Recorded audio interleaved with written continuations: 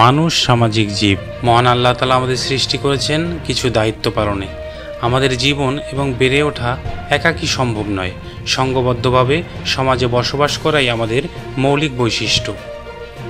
আর এই বাস করার মধ্যে রয়েছে কিছু নিয়ম, শৃঙ্খলা ও সৌন্দর্য, যার বেশিরভাগ দিক নির্দেশনাই ইসলাম তার পবিত্র কোরআন ও হাদিসে বাতলে দিয়েছে। অথচ আমরা আমাদের ধর্মীয় ও নৈতিকতার শিক্ষাকে বিসর্জন দিয়ে পাশ্চাত্য কালচার অনুসরণ করে সমাজকে নিয়ে যাচ্ছি অবক্ষয়ের চরম পর্যায়ে। হারাচ্ছি মর্যাদা, সম্মান, এমনকি জীবনও। যত দিন যাচ্ছে ধর্মীয় অনুশাসন থেকে ততই পিছিয়ে যাচ্ছি। অশ্লীলতা, পাপাচার, মাদক, ব্যভিচার, অবৈধ মেলামেশা আমাদের সমাজের রন্ধ্রে রন্ধ্রে ঢুকে পড়েছে। পারিবারিক মূল্যবোধের অবক্ষয় বাড়ছে দিন দিন। ইন্টারনেট ও গণমাধ্যমের সহজলভ্যতার দরুন অশ্লীল সিনেমা, ভিডিও ক্লিপ খুব সহজেই যুব সমাজের হাতে হাতে ছড়িয়ে পড়ছে, যার ফলে বেড়ে যাচ্ছে ব্যভিচার। কোরআনে আল্লাহ তাআলা বলেছেন, তোমরা ব্যভিচারের কাছে যেও না, এটি অশ্লীল ও নিকৃষ্ট আচরণ। সূরা বনী ইসরাইল আয়াত ৩২।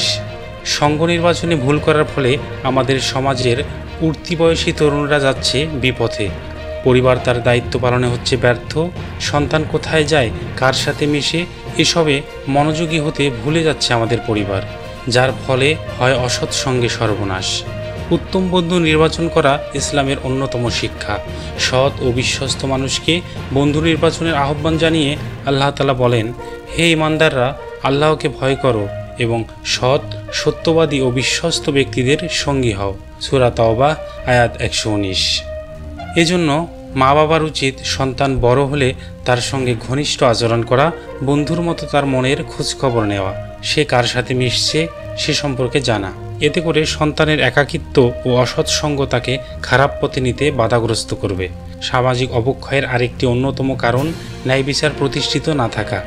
আমাদের সমাজে আমরা অন্যায়কে অন্যায় বলে স্বীকার করতে চাই না বলে সেই অন্যায়টা একসময় স্বাভাবিকভাবে অস্বাভাবিক রূপে সব জায়গায় ছড়িয়ে পড়ে।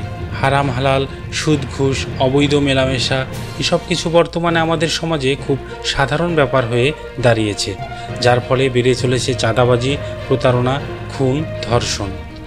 এরপর আসে আরও জঘন্য সামাজিক অবক্ষয়, তা হলো ন্যায় বিচারের অভাব। খুন, ধর্ষণ প্রমাণিত হওয়ার পরেও হচ্ছে না তার সঠিক বিচার। আইনের ফাঁকফোকরে মাকড়সার জালের মতো অপরাধীর বড় মাথাগুলো বরাবরই ছাড়া পেয়ে যাচ্ছে, আর তাই মানুষ ভুলে যায় শাস্তির কথা। আবার যোগ দেয় অপরাধে। ঠিক এভাবেই চলতে থাকে সমাজের অসুস্থ চাকা। অথচ নিয়ম হলো অপরাধীকে দিতে হবে কঠিন শাস্তি, যাতে করে দ্বিতীয়বার সে অপরাধ মানুষ করতে গেলে শাস্তির কথা মনে আসবে আর ভয়ে বুক কাঁপবে। সামাজিক অবক্ষয় রোধে ন্যায় বিচারের ভূমিকা অনস্বীকার্য। আল্লাহ তাআলা ইরশাদ করেছেন, কোনো সম্প্রদায়ের শত্রুতার কারণে কখনো ন্যায় বিচার পরিত্যাগ করো না। সূরা মায়েদা আয়াত ৮। ইসলামে ন্যায় বিচারের ক্ষেত্রে কোনো স্বজনপ্রীতি প্রশ্রয় দেয় না। এ প্রসঙ্গে আল্লাহ তাআলা বলেন, সুবিচার করো যদিও সে আত্মীয় হয়। সূরা আনআম আয়াত ১৫২। ন্যায় বিচারের ব্যাপারে মহানবী হযরত মুহাম্মদ সাল্লাল্লাহু আলাইহি সাল্লাম বলেছেন, আজ আমার মেয়ে ফাতেমাও যদি চুরির অভিযোগে অভিযুক্ত হয়, তবে আমি প্রথমে আমার মেয়ের হাত কেটে দেব। বুখারী ৬৭৮৮ নম্বর হাদিস। সামাজিক অবক্ষয় রোধে আমাদের প্রজন্ম, আমাদের পরিবার, আমাদের সমাজে আনতে হবে স্বচ্ছ ধর্মীয় ও নৈতিক শিক্ষা। তবেই আমরা একটি সুস্থ সমাজে বসবাস করতে পারব। ডেস্ক রিপোর্ট, সংবাদ বিডি।